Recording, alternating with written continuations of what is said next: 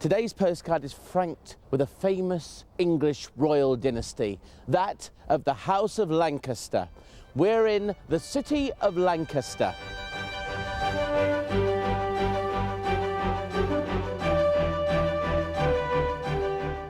The brooding castle dominates the fine city of Lancaster. Many people have been holed up within those walls, none more famous than the Lancashire witches, as Christine Goodyear tells. John of Gaunt was a very powerful man. He was the younger son of King Edward III, and he married money, which is what they did in those days, and he married Blanche of Lancaster, became Duke in his own right. And his son was Henry Bolingbroke, and of course when John died in 1399, that left Henry to inherit the duchy. But the king at the time, Richard II, Henry's cousin, was very weak, ineffectual, and he was scared to death of Henry's power. So he tried to strip him of everything he possessed, banished him to France. Henry came back with a very small army, and he said, look, all I want is my feudal right, my duchy. And nobody opposed him, because if the king could do that to the most powerful man in the country, he could do it to them as well. Henry wasn't exactly lying, but he was being economical with the truth. He wanted more than the duchy, he wanted the throne of England, and he got it. He landed unopposed in Northumbria. He forced Richard to abdicate. Very conveniently, a year later, Richard died in custody at Pontefract Castle, and Henry Bolingbroke became King Henry IV, first Lancastrian King of England, father of Henry V. That's the dynasty of the House of Lancaster. Absolutely. You have the seeds of the Wars of the Roses there, although not much actually happened this far north. But yes, every king and queen since Henry Bolingbroke has been the Duke of Lancaster, and every single one of them has owned Lancaster Castle because of that. So the present owner of the building behind me is the Queen. When the Lancashire witches were brought here, where were they actually hanged? They weren't hanged at the castle. They were taken to be hanged on the moor, as it was known. There is a moor so about that way? Out that way, where there's now a big Edwardian folly in Williamson's Park, the Ashton Memorial. Right. And that's the high point of the moors around here. And they would have been taken in procession through the streets of Lancaster and executed up there, as was everybody convicted and sentenced to death, including the Lancashire martyrs, of course. 15 Catholic priests were executed here at the beginning of the 17th century, hanged, drawn and quartered for their faith.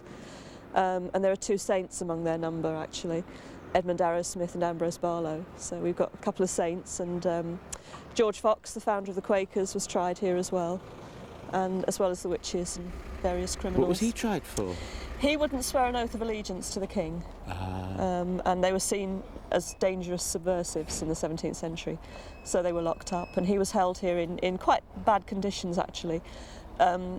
In presumably the dungeon tower, which sadly was demolished in 1820, he couldn't see to read because the smoke from the cells below was so thick, and his health really suffered. He was actually rescued by King Charles II, of all people, in whose name he'd been locked up, and he finally released him. He was sent to York and then released by the king. This is the house of the judges' lodgings, so called because when the judges arrived in Lancaster, they needed somewhere to stay before they presided over the court, which was held up at Lancaster Castle. And just over there is the east gate of the Roman fort, to just show how historic Lancaster is and how far back it goes.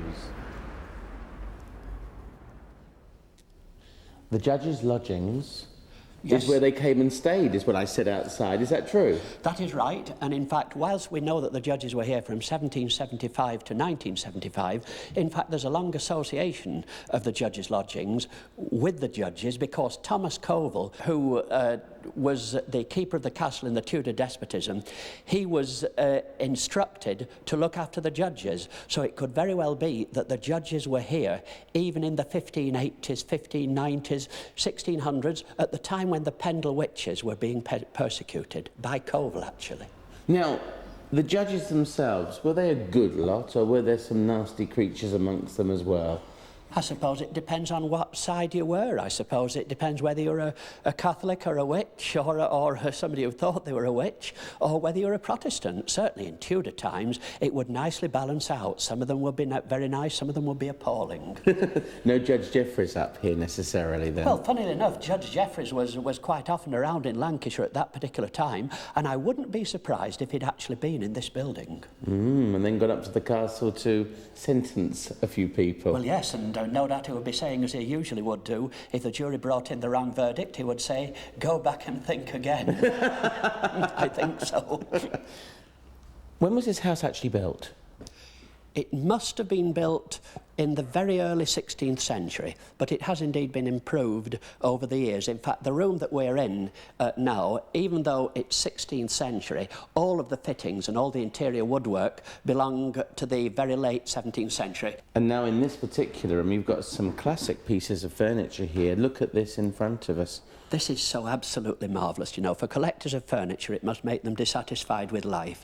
What you're looking at is the greatest piece of Gillow furniture that is actually known. It was made for Sir Thomas Ibbotson in 1778. Sir Thomas Ibbotson lived in Otley in Yorkshire. Now, very interestingly, Otley is where Thomas Chippendale himself came from. And this desk here, made in 1778, was made by Gillows in accordance with a design that's in the first edition of the Gentleman and Cabinet Makers Directory, the great pattern book of Chippendale. Not the second edition, but the first edition. And Wonderful. How much is this worth now? Well, we acquired it for £315,000 after a block had been put on an export licence. Otherwise, it would have gone out of the country. But many people actually contributed to this, and there it is in this house. I'm sure, really, that at night there's a glow over Lancaster because beneath it, this wonderful piece of furniture is in the judge's lodgings. What a marvellous piece. Lancaster's history where it belongs in Lancaster. Absolutely. There couldn't be a better place for it.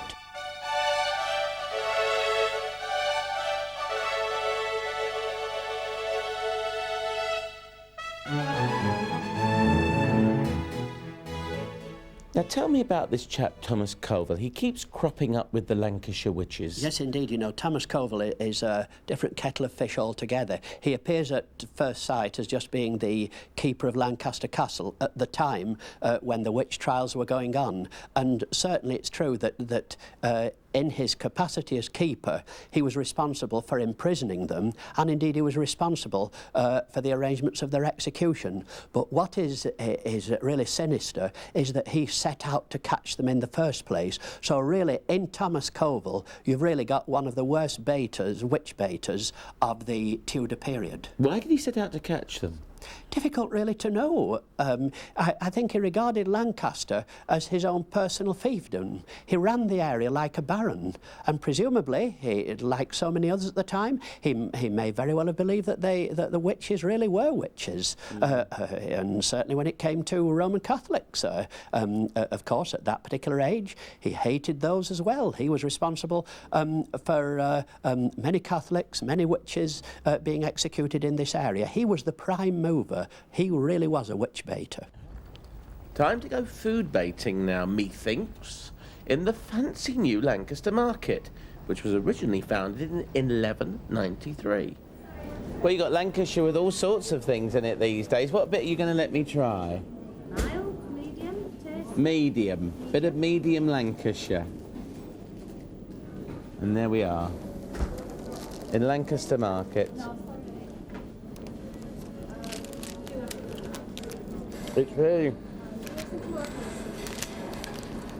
really is. That's actually very creamy. Lovely. Have your bag back now. Thank you very much. You can't do that. She just happens to be my friend. Now, if you're on your way to the gallows, then there is one place, as you pass through Lancaster city centre, you must visit. Patricia Rogers in her Golden Lion pub.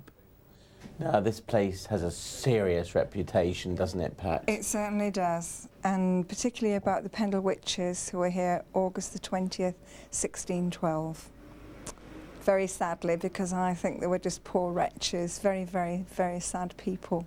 I don't think there's any evil intent at all. I probably shouldn't be saying this, but I really do feel this. I've researched it quite a lot. And but yes, there's lots of atmosphere here. Lots of funny things have happened that I can't really explain. Very, very mysterious things, including actually the cider barrel actually emptying on me, not once but twice. That would have been very, very hard to explain to the VAT man.